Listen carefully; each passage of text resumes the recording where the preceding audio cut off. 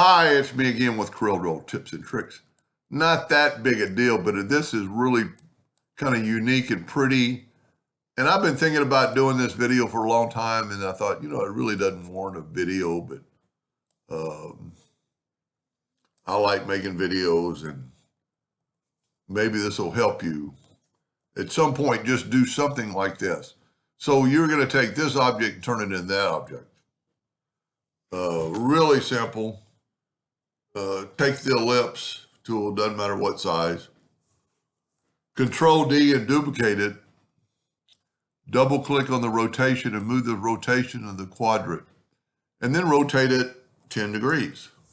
And then Control D all the way around. Make sure you don't go too far. Right there. Now, Control G to group. Just hit P to put it in the center of the page, because you're going to want this in the center of the page. Now, I've grouped this together for a reason, so I can move it after I do this. And I'm going to try to stay with this angle and not one of these angles, so my interactive fill tool will work kind of equally. I'm going to try a different color this time. I'm going to draw this light blue, and I'm going to fill in every spot that is on this arc. I'm going to have to zoom in here in a minute because it gets so fine. I might have gotten them all on that side. I did. So I'm going to go on this side now, go back to the interactive fill tool. And you could possibly put in another one if you wanted to. We're not going to. Now, this is what's nice. Just nudge this out of the way. This is in the center. It might have been easier to keep the spots, because now we're going to take one of them, go to the interactive fill tool, and we're going to put a little darkness. The other one I used two colors, and you could angle it. Now get the attribute eyedropper, take a sample there, and just go through and see it kind of stays on the same plane. It might have been easier to leave the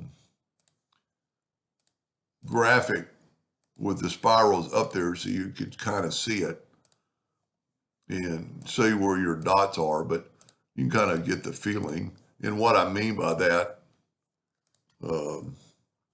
that's going to show you, you know what, I must have not have used that one. Oh, that's my old one. Let's put this back. That's why I don't ever move. I nudge so I can always get it back. See, this way I know about where my next one should be.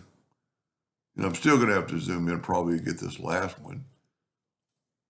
Now, you shouldn't.